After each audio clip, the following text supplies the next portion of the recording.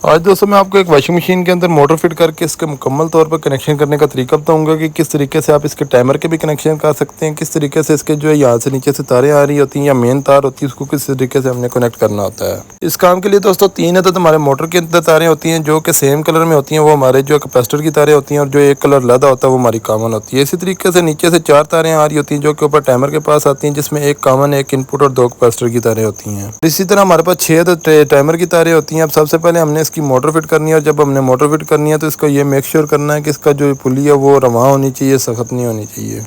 Motor fit करने के लिए इसकी चार अदद नाटकाबले हैं जो कि इसके ऊपर फिट कर देंगे, फिर इसके जो कनेक्शन की तरफ आते हैं। जी तो दोस्तों अभी आपके सामने तीन अदद मोटर की तारें हैं, इसी तरीके से दो तारें हमारी बाहर मेन आ रही हैं। कनेक्शन चले शुरू कर लेते हैं। जो बाहर से तार आ रही है इसकी जो कॉमन तार है, इसके साथ एक तार हम कनेक्ट कर देंगे, जैसा कि दो तारें हमारे पास बाहर से आ रही हैं, यहाँ से कोई एक तार हम इसके कॉमन के साथ लगा देंगे। उसके बाद दोस्तों इसका कैपेसिटर ले लेना है जो कि मोटर के अंदर हम इस्तेमाल करते हैं 10 UF का। इसको दोनों कैपेसिटर की तारें यानी कि जो मोटर की बाकी दो तारें हैं उसके ऊपर दोनों कैपेसिटर के साथ लगा देंगे।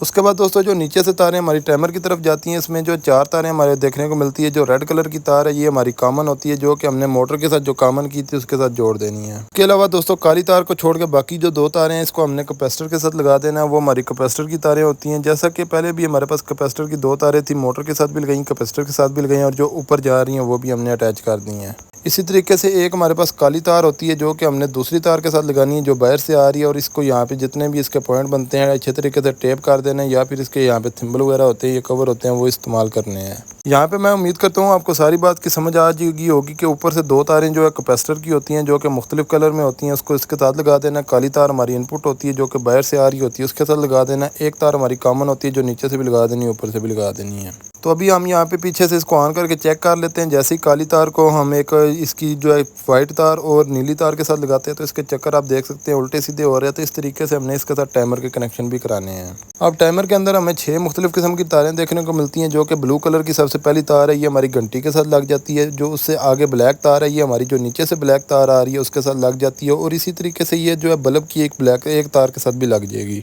उसके बाद दोस्तों ग्रे कलर की तार हमें देखने को मिलती है। ब्लैक से आगे जो ग्रे कलर की तार है ये हमारी जो 2 वे बटन होता है उसके मेन पे जाके लगती है, जो कि एक अलहदा पॉइंट होता है, वहाँ पे हमने इसको अटैच कर देना होता है। इसी तरह आगे हमारे पास एक कैपेसिटर की तार आ जाती है जो कि टाइमर के अंदर से निकलती है। पीली और जो ऑरेंज है ये कैपेसिटर की तारें हैं। इस दोनों को जो हमने यहाँ पे नीचे जो कैपेसिटर की तारें जा रही हैं उसके साथ अटैच कर देना है, और एक को हमने जो है 2 वे बटन के साथ लिंक करना है। 2 वे बटन के दूसरे पॉइंट पे हमने जो है लिंक करना है, और इसी तरीके से तीसरे बटन पे हमने रेड तार लगा देनी है। तो इससे ये होगा कि हमारा जो है 2 वे कनेक्शन भी मुकम्मल हो जाएगा।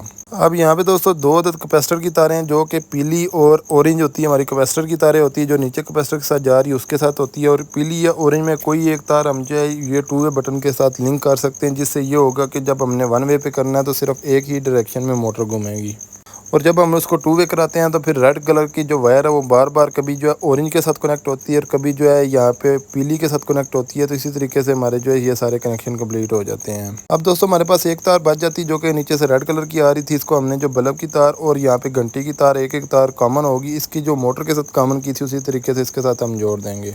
यहाँ पे दोस्तों ये कैपेसिटर की तारें भी मैंने लगा दी हैं, सारे कनेक्शन हमारे कंप्लीट हो गए। अब सबको अच्छे तरीके से पैक करके इसको चेक कर लेते हैं। तो यहाँ पे भी दोस्तों मैं उम्मीद करता हूँ सारी बात आपको समझ आ गई होगी। टाइमर के अंदर से दो कैपेसिटर की तारें निकलती हैं जो कि हमारी जो है एक येलो होती है, एक ऑरेंज होती है। वो सीधी हमने कैपेसिटर के ऊपर लगा देनी होती है। रेड कलर की जो तार होती है इसको हमने ग्रे तार के साथ लिंक करना होता है जो कि 2 वे के जरिए होता है, और इसी तरीके से बाकी ब्लैक तार हमारी जो है ये स्विच का काम करती है जो कि ग्रे के साथ अटैच होती है।